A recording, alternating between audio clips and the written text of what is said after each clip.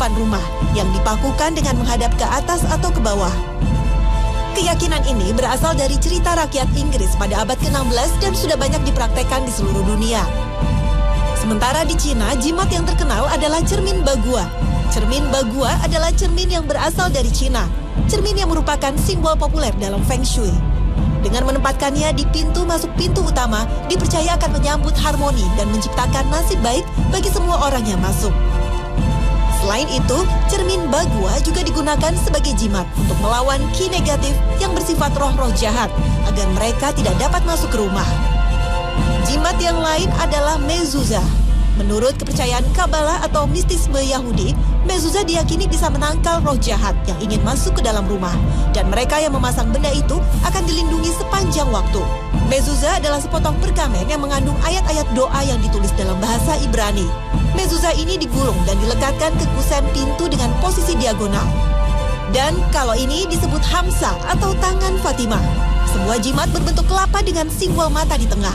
Dalam bahasa Arab, benda ini diyakini untuk mengusir mata jahat. Hamsa biasanya digantung di pintu atau di dinding, dan sebagian besar digunakan sebagai daya tarik untuk kalung. Sekali lagi, orang yang memakai jimat jelas telah terjerumus dalam kesyirikan, walau ia menyatakan bahwa jimat atau rajah hanyalah sebagai perantara atau sebab saja. Kekeliruan yang sangat jelas karena mengambil sebab yang tidak diperkenankan secara syar'i dan tidak terbukti secara ilmiah benar-benar ampuh. Berbeda halnya jika kita sakit lalu kita meminum obat. Obat ini hanya sebagai perantara dan ikhtiar kita untuk sembuh. Obat juga sudah terbukti secara ilmiah, memiliki efek menyembuhkan. Tapi jangan keliru, hakikatnya yang menyembuhkan Allah. Hal ini jauh berbeda dengan jimat dan rajah. Tidak masuk akal jika dengan memasang benda berjampi-jampi bisa langsung menangkal musibah. Itulah mengapa memakai jimat sebagai perantara atau sebab semata yang mendatangkan maslahat atau menolak bahaya tetap masuk dalam kategori syirik. Lantas, apa saja perantara yang diperbolehkan dalam syariat Islam? Nah, ada dua syarat yang harus dipenuhi. Perantara bisa digunakan untuk meraih manfaat atau menolak mudarat. Yang pertama, sebab tersebut terbukti secara syar'i dan ditunjukkan dalam dalil atau terbukti lewat eksperimen ilmiah. Ketergantungan hati hanyalah pada Allah, bukan pada sebab. Misalnya orang yang mengambil sebab agar sembuh dari penyakit dengan meminum obat, maka hatinya harus bergantung pada Allah, bukan pada obatnya. Yang kedua, harus yakin bahwa ampuh tidak hanya suatu sebab adalah dengan takdir atau ketentuan Allah. وَعَلَى اللَّهِ فَتَوَكَّلُوا إِن كُنتُم مُّؤْمِنِينَ. Dalam surat Al-Maidah ayat 23, Allah Ta'ala telah berfirman, dan hanya kepada Allah lah hendaknya kamu bertawakal jika kamu benar-benar orang yang beriman. Tawakal yang sebenarnya bermakna seorang hamba menyandarkan urusannya kepada Allah dan meyakini bahwasanya tidak ada satupun yang terjadi kecuali atas takdir Allah Subhanahu wa Ta'ala. Seorang yang bertawakal namun tidak melakukan usaha tidaklah disebut orang yang bertawakal. Demikian juga, seorang yang berusaha namun bersandar pada sebab bukan kepada Allah maka tidak disebut orang yang bertawakal. Sedangkan orang yang memakai jimat tidak termasuk orang yang bertawakal kepada Allah karena ia telah bergantung kepada jimat.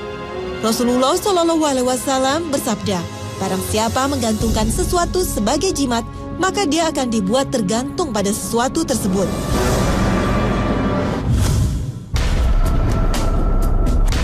Menurut data sejarah, nenek moyang bangsa Indonesia sebelum datangnya Islam ke Nusantara adalah penganut animisme dan dinamisme. Kepercayaan animisme berasal dari bahasa Latin anima atau roh, yaitu kepercayaan kepada makhluk halus dan roh merupakan asas kepercayaan agama yang mula-mula muncul di kalangan manusia primitif. Kepercayaan animisme mempercayai bahwa setiap benda di bumi ini, seperti kawasan tertentu, gua, pohon, atau batu besar, mempunyai jiwa yang mesti dihormati, agar jiwa pada benda-benda tersebut tidak mengganggu manusia, malah membantu mereka dari roh jahat dan juga dalam kehidupan keseharian mereka. Sedangkan kepercayaan dinamisme adalah istilah yang berasal dari kata dinamo, artinya kekuatan. Dinamisme adalah paham atau kepercayaan pada benda-benda tertentu, baik benda hidup atau mati, bahkan juga benda-benda ciptaan, seperti tombak dan keris, mempunyai kekuatan gaib dan dianggap bersifat suci.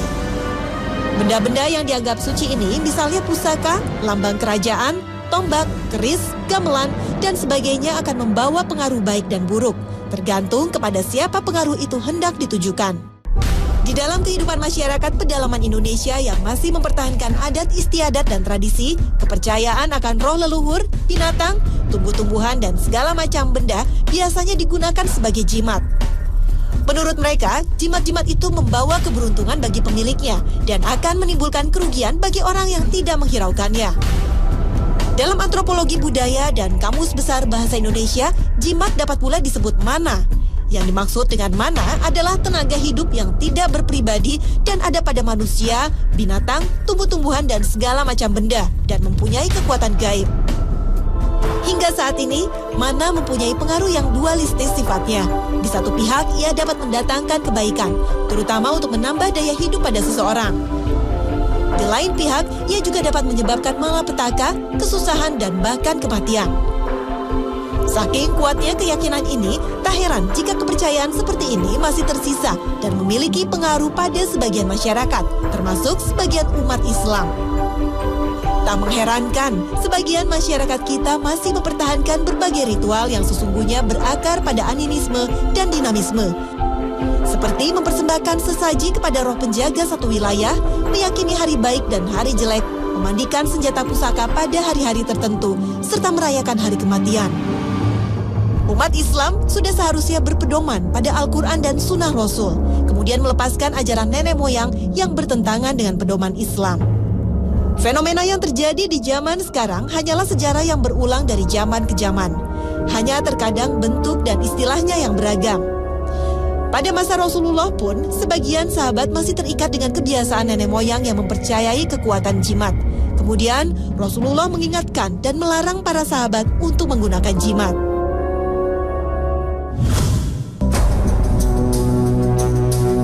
Dalam budaya masyarakat Indonesia pada umumnya, jimat sangat populer dan lekat dengan kehidupan sehari-hari.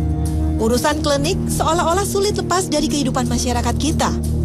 Agar dagangan laku tak perlu harus ke dukun, karena rezeki berasal dari Allah. Allah berfirman dalam surat Fatir ayat 3. Ya ayyuhan nasul kuru ni'matallahi alaikum. Hal min khaliqin ghayrullahi yarzuqukum minas samai wal ard. La ilaha illahu fa anna tufakun. Adakah pencipta selain Allah yang dapat memberikan rezeki kepada kamu dari langit dan bumi? Allah dalam ayat ini telah ditetapkan bahwa tidak ada pencipta selain Allah Subhanahu wa Ta'ala yang mampu memberikan rezeki. Sebagai satu-satunya zat yang memberi rezeki, Allah telah menentukan kadar rezeki untuk setiap hambanya. Di antara mereka, ada yang diberi kelapangan rezeki, sebagian lagi disempitkan rezekinya. Namun, Allah Subhanahu wa Ta'ala telah memberikan pedoman agar manusia dapat memperoleh kelapangan dan kelancaran rezeki. Berusaha, kemudian bertawakal hanya kepadanya merupakan dua kunci sukses bagi pribadi Muslim. Rezeki hanya diperoleh dengan kerja keras, keuletan, dan tawakal kepada Allah Ta'ala, bukan dengan jimat. Beberapa fakta justru membuktikan kegagalanlah yang akan ditemui oleh mereka yang bergantung pada jimat. Ada yang ludes harta bendanya karena lebih sering berburu jimat dengan harga yang mahal, sementara bisnisnya tak pernah ditangani dan dikelola secara baik. Ada yang mendatangi dukun untuk memperoleh jimat, namun ia tetap miskin. Bukan dirinya yang kaya, namun dukunlah yang kaya. Oleh karena itu, mereka yang percaya dan menggunakan jimat adalah orang yang merugi di dunia dan akhirat.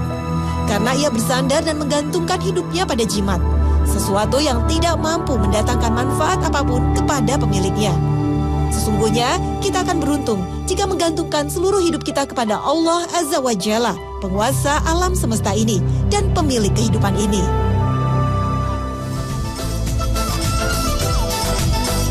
Nah, pemirsa, jimat apapun bentuknya membahayakan akidah kita. Jangan sampai demi melestarikan warisan nenek moyang, kita mengorbankan keyakinan kita yang lurus. Semoga tayangan pagi ini memberi pencerahan, mengingatkan yang salah, dan menambah keimanan kita. Dan jangan lupa untuk terus menyaksikan Khazanah Ensiklopedia Islam Dunia. Terima kasih atas kebersamaan Anda. Wassalamualaikum warahmatullahi wabarakatuh.